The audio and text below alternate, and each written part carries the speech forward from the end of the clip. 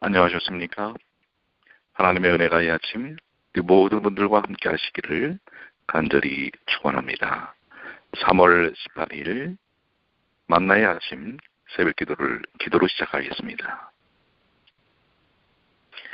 하늘에 계시는 사랑이 많으신 아버지 하나님 감사합니다. 이 아침에도 주님께서 저희에게 소중하고 축복스러운 생명을 허락해 주셨습니다. 이 시간 베푸신 주님의 은혜를 주님께 다시금 영광과 찬양으로 돌리게 하여 주시옵소서. 이 아침 성령의 충만을 간구합니다. 성령께서 저의 몸을 활짝 열어 주님의 말씀 속에서 주의 음성을 듣게 하여 주시고 다시 한번 저희의 마음속에 새로운 결심과 결단이 일어날 수 있도록 도와주시옵소서.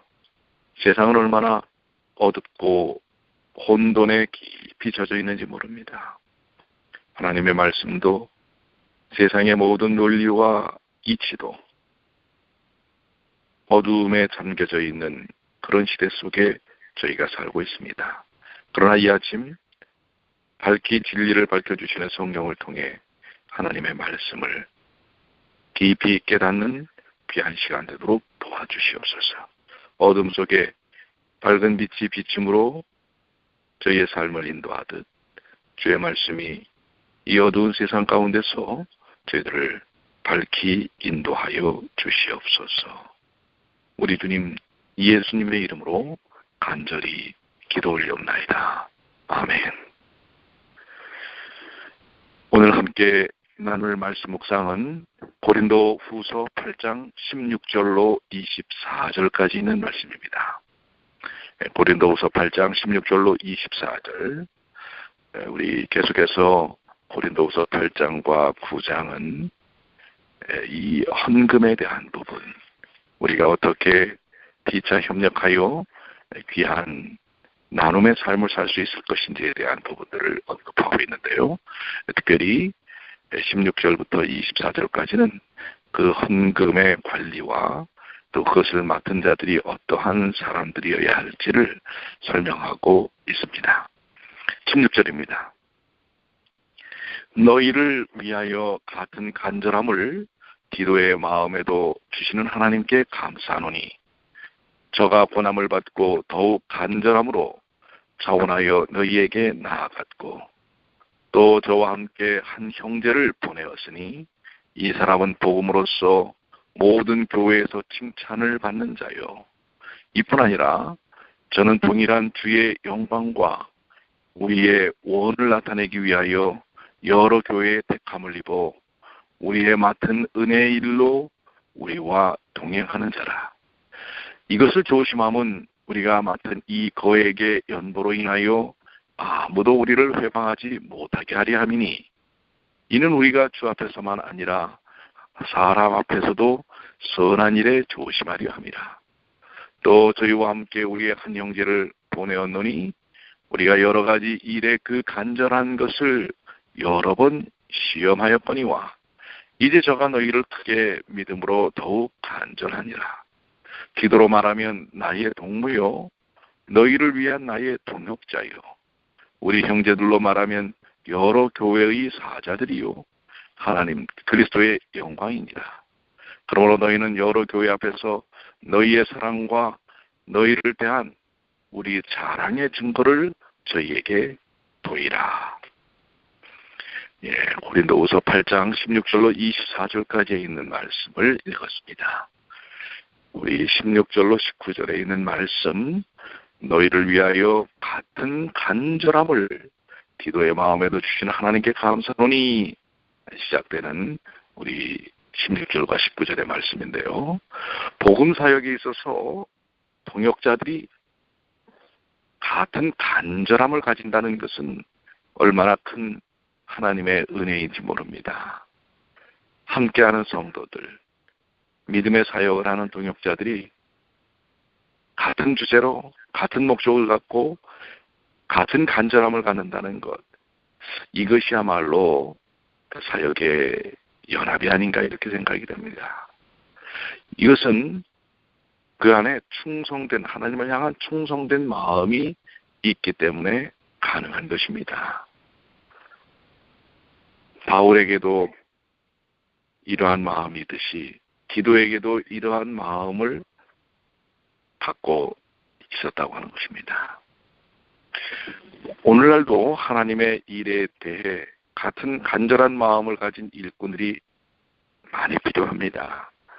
이 간절함이 함께할 때 그 사역은 큰 역사를 경험하게 됩니다.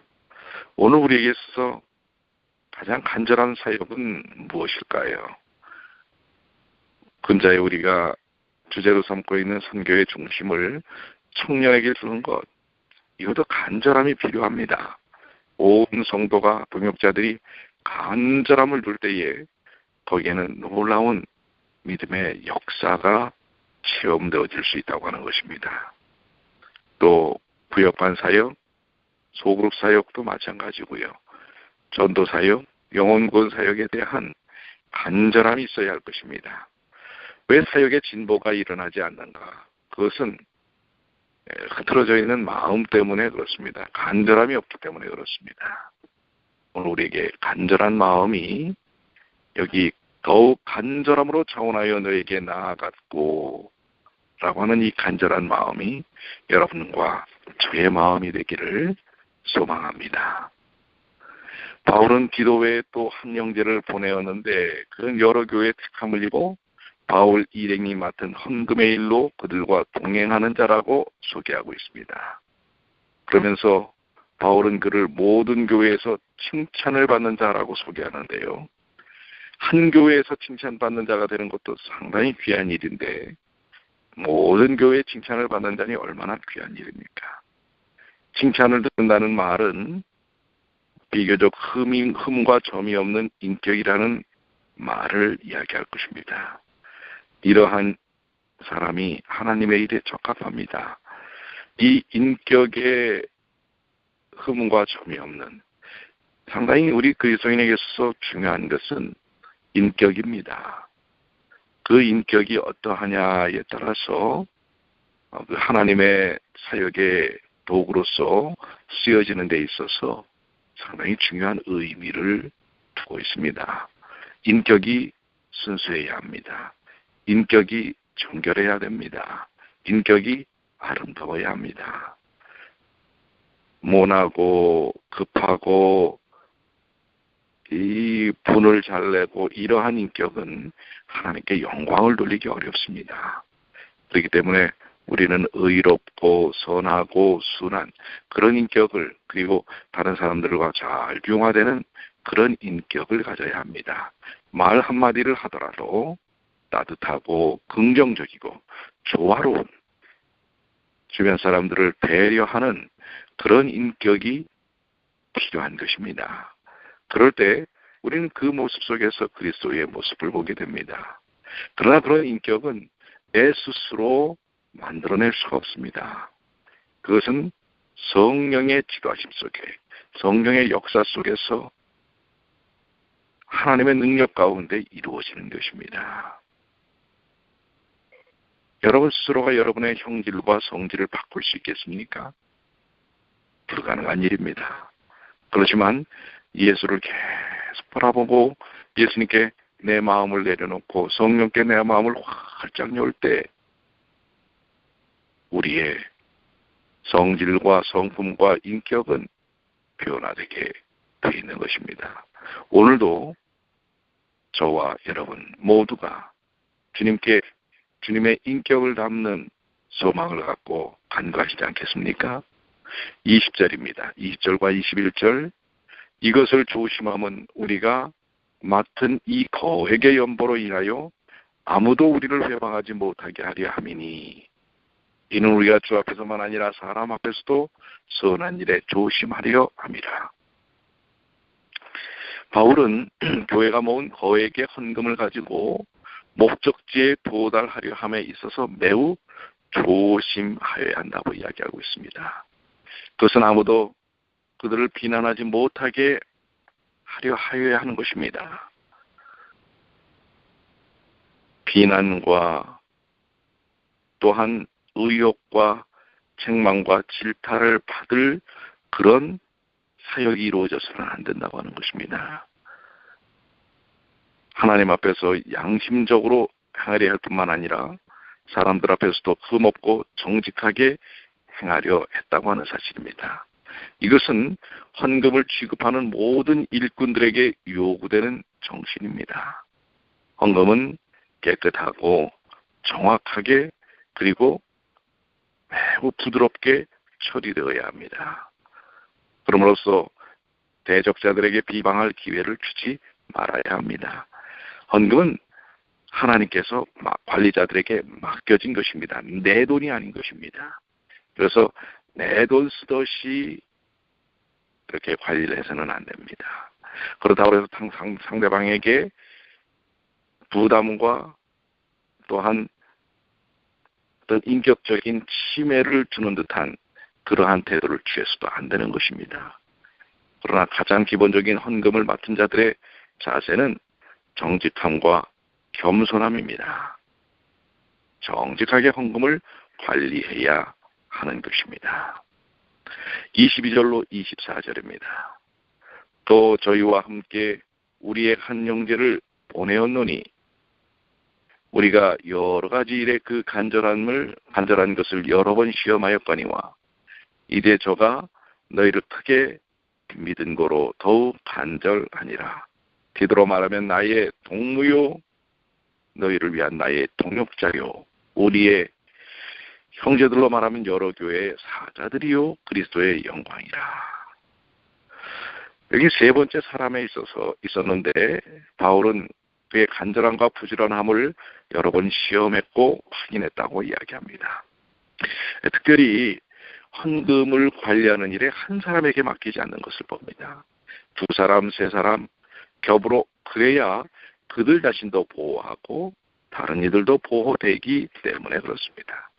그래서 오늘날 우리 교회에서도 한 사람에게 헌금을 맡기지 않습니다. 거기에는 부회에 함께 그 협력하는 협력자를 세우는 것이고 그것에 대한 관리를 또한 수석 장로님이나 담임 목사가 총괄하여 거기에 대한 서류적인 부분들을 점검하고 확인하도록 되어 있는 것입니다.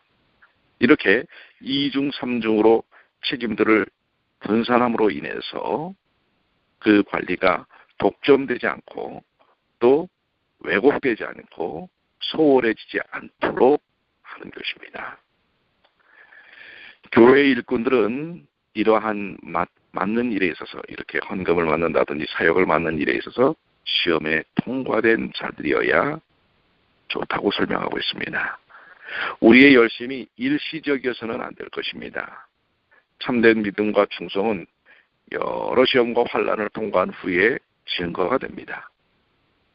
여기서 특별히 디도는 바울의 마음을 이해하며 고린도 교회를 위해 파송되어 필요한 일들을 처리할 동역자였고 그 외의 형제들은 여러 교회 사자들로서 그리스도의 영광이었습니다.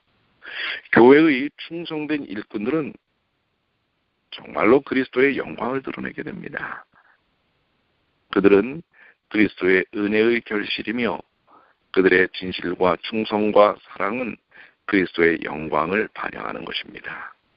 그렇기 때문에 정직하고 겸손한 이 사역을 여러 성도들이 나누어서 조화롭게 할 때 그것은 하나님께 영광을 드러내는 것입니다. 우리 교회에서도 마찬가지입니다. 맡겨진 직분을 하는 이들은 그것이 내 권한이라고 해서 자기 주도적으로 모든 것을 하는 것이 아니라 함께 협력하고 자원하는 이들과 서로 논의하고 또 배려하고 그런 아름다운 조화를 통해 그 사역을 동역자적 정신으로 이루어 나가야 하는 것입니다. 그들의 그러한 아름다운 협력적 사역은 그리스도의 은혜의 결실이며 그들의 진실과 충성과 사랑은 그리스도의 영광을 반영하게 됩니다. 바울은 고린도 교인들이 또한 그런 봉사하는 동역자들을 사랑으로 영접하기를 바라고 있습니다. 성도들은 서로 사랑해야 하고 주께서 세우신 교회의 일꾼들에게도 그러해야 합니다.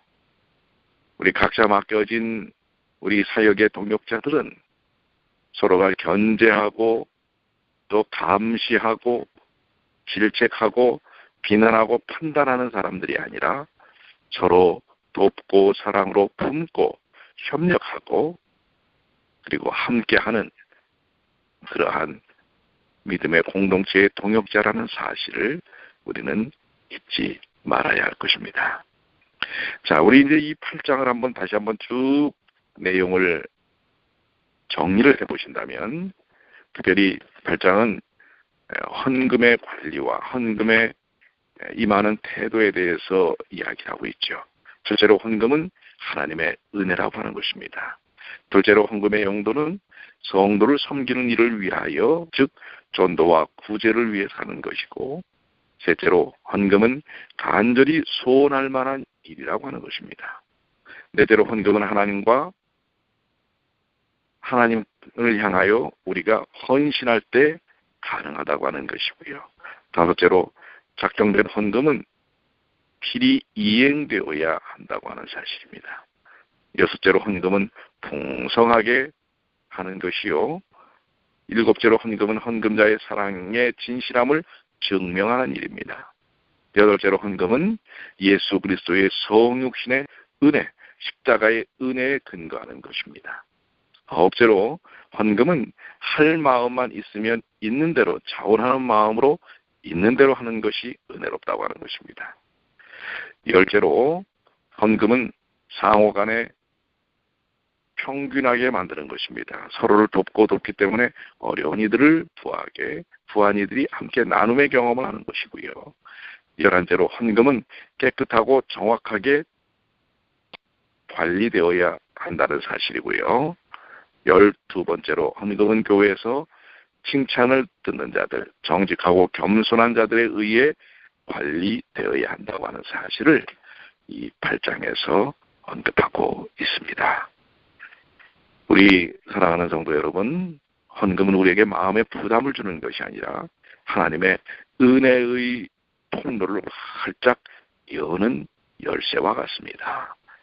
헌금은 이미 주신 하나님의 무한하신 축복을 다시금 그 사랑의 시여자, 우리에게 그 풍성한 은혜를 주신 분께 우리의 작은 마음을 드림으로 다시금 그분과 소통되고 연결되는 하나의 귀중한 연결의 통로라고 하는 사실을 기억하시게 되기를 바라면서요. 여러분들 그리스도인의 삶에 대한 부분들이 헌금에 대해 하나의 짐과 부담으로 다가서는 것이 아니라 이미 베푸신 은혜의 놀라운 축복을 다시금 주님과의 따뜻한 사랑의 반응으로서의 관계로서 좁혀지는 그러한 영적 경험들을 이루시게 되기를 축원합니다. 기도하시겠습니다. 하늘에 계시는 사랑이 많으신 아버지 하나님, 오늘 저희에게 하나님과의 소통의 또 하나의 중요한 교회제의 관계로서 헌금이라고 하는 제도를 허락하셨고 또 그 의미가 무엇인지를 깨닫게 하셨습니다. 아버지 하나님, 이제 이 세상에서의 사역이 인간적 도구인 돈을 통하여 수단으로서 사용되어진다고 하는 사실을 저희들은 인정할 수밖에 없습니다. 그렇다고 할 때 저희가 사는 삶의 중요한 도구인 이 재정에 관하여 어떻게 사용하고 활용해야 될지 이번 하나님의 말씀을 통하여 다시 한번 새롭게 깨닫게 하여 주셨사오니 그 안에서 깊은 영적인 은혜들을 경험케 하여 주시고 저희들에게 베푸신 그 귀하신 은혜를 바른 정신과 정직한 삶을 통해 또 은혜로운 태도 속에서 저희들이 접하고 영적으로 더욱더 풍성해질 수 있도록 도와주시옵소서. 그리고 또한 교회는 그 헌금을 관리하는 맡겨진 자들을 바르게 세우는 일을 통해서 그 일들이 바르게 관리되어질 수 있도록 인도해 주시옵소서. 아버지 하나님, 오늘 저희들은 믿음의 동역자들입니다. 각자가 맡겨진 일이 서로 어떻게 조화를 이루고 서로 협력하고 따뜻한 사랑의 교제를 이루어야 하는지, 서로 대립하는 자가 아니요 자기의 권한만을 주장하는 자들이 아니라 상호 유기적으로 교류하고 관계하고 함께하는 귀한 사역을 이루는 동역자라는 사실들을 저희들 잊지 않고 주님의 성령의 인도하심 속에서 경험할 수 있도록 도와주시옵소서. 오늘도 연약한 저희들을 주님의 사역의 동역자로 세우신 것을 감사하며 오늘 주의 동역자로 바르게 서는 하루가 되도록 도와주시옵소서. 우리 주님께서 저희와 함께 하심을 믿고 감사드리며 우리 주님, 특별히 육신적으로 영적으로 곤고함 가운데 있는 주의 자녀들을 주의 권능의 손길로 치유하여 주시고 회복시켜 주시옵소서. 특별히 우리